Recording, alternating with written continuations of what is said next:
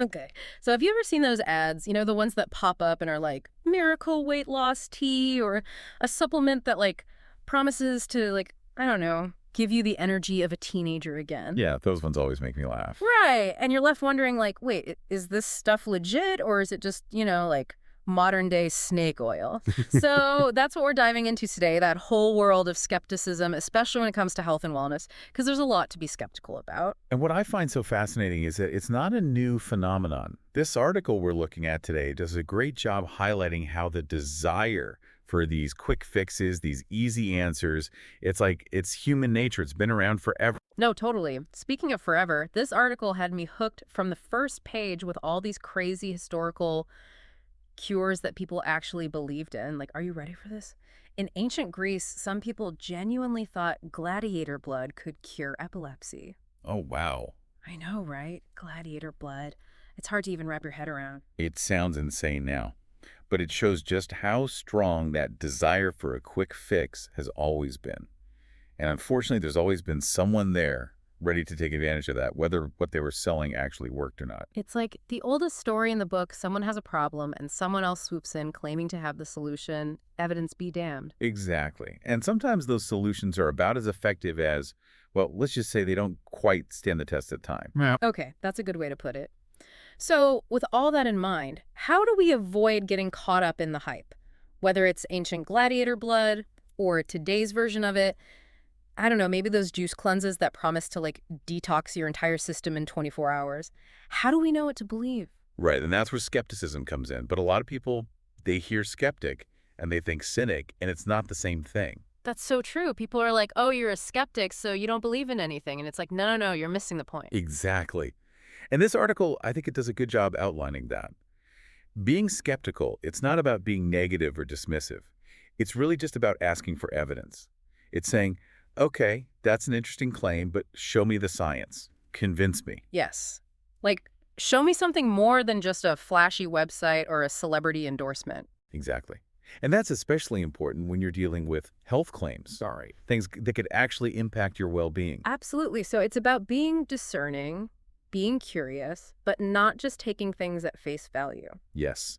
And remember, the burden of proof is on the person making the claim. It's not on you to disprove it. You don't have to be a scientist or a researcher to say, hey, I'm not so sure about that. Can you back that up with some evidence? So we're not talking about being cynical, right? We're talking about being smart and discerning. But what does that even look like in real life? How do you actually be a skeptic? Well, one of the biggest things is recognizing that even the smartest people, even scientists, can get tricked by misinformation. Wait, really? I always kind of thought scientists were immune to that. It's tempting to think that, but we all have our biases. We tend to gravitate towards information that confirms what we already believe, even if those beliefs aren't, totally grounded in reality. Oh, wow. Okay, that's kind of humbling. So, if scientists aren't immune, what chance do the rest of us have? Well, this is where those critical thinking skills come in. This article actually points to a few resources for building those skills.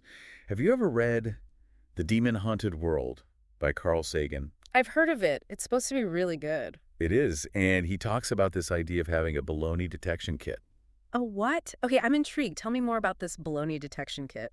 It's basically a set of mental tools, right? Things you can use to spot, like bad logic, misleading claims, stuff like that. It's like having a built-in BS filter, which, let's face it, is pretty handy these days. A BS filter. I love it. So we've got our BS filter. We're asking for evidence, not just believing everything we hear. What else can we do, especially with all those health and wellness claims floating around? It feels like a minefield out there sometimes. And that's a perfect example of what this article is talking about. That whole industry, it's full of marketing that really overshadows actual evidence-based advice. It's all influencer endorsements and before and after photos and testimonials that are almost too good to be true. Oh, tell me about it. My Instagram feed is nonstop six-pack abs claiming that this new protein powder is the secret to eternal youth. Right. And it's easy to get caught up in that, but you have to remember, that's marketing. It's not necessarily an endorsement of what actually works. Okay, so how do we cut through all that noise? How do we figure out what's legit and what's, well, BS? This article has a few good tips. First of all, don't be afraid to ask questions. Seriously, what's the evidence? Are there any studies to back up these claims? Where's the science? Don't just take the company's word for it. or even some influencers. Right, because their job is to sell you something. So do your own research, but honestly, isn't that a little overwhelming? Where do you even start? Knowing where to look is key.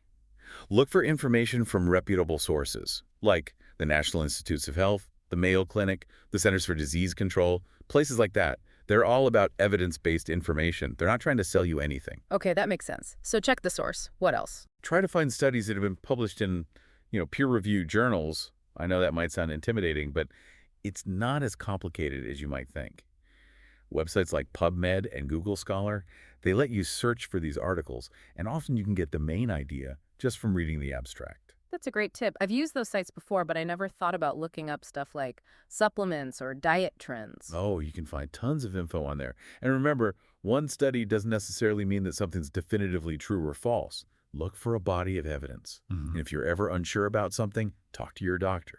It's so easy to just go with the flow, like, oh, everyone's doing that, or this person seems like they know what they're talking about, but we've really got to think for ourselves. It's like trust but verify, right? Like, it's great to be excited about new health stuff, but don't leave your skepticism at the door.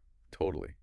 And I think what this deep dive is showing us, especially with this article, is that it's not just about, like, our own choices. It's bigger than that.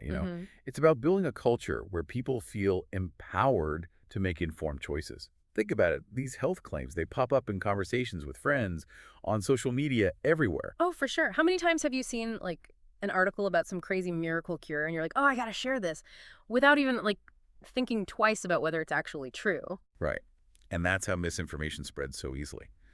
But here's something interesting from the article. They talk about corrective messaging. Corrective messaging. Okay, I've never heard of that. Break it down for me. So it's basically like, instead of just calling out BS, you actively debunk it. Like, let's say a friend shares something about a health claim that's totally bogus. Don't just scroll past. Say something. Share a link to a credible source. Start a conversation. I love that. It's about, like, being proactive. Exactly. And it's not just about calling out the bad stuff either. Amplify the good stuff, too.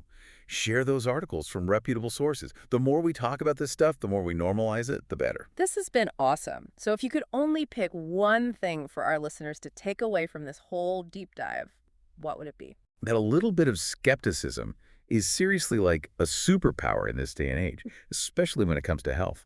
It's not about being a cynic or a downer. It's about being curious, asking questions, demanding evidence, being willing to change your mind. It's about taking control of your own health journey. Couldn't have said it better myself. Yeah. So next time you see some crazy health claim, remember this conversation. Channel your inner skeptic, ask those tough questions, do your research, and if something sounds way too good to be true, well, it probably is. Until next time, stay curious, stay skeptical, and we'll catch you on our next deep dive.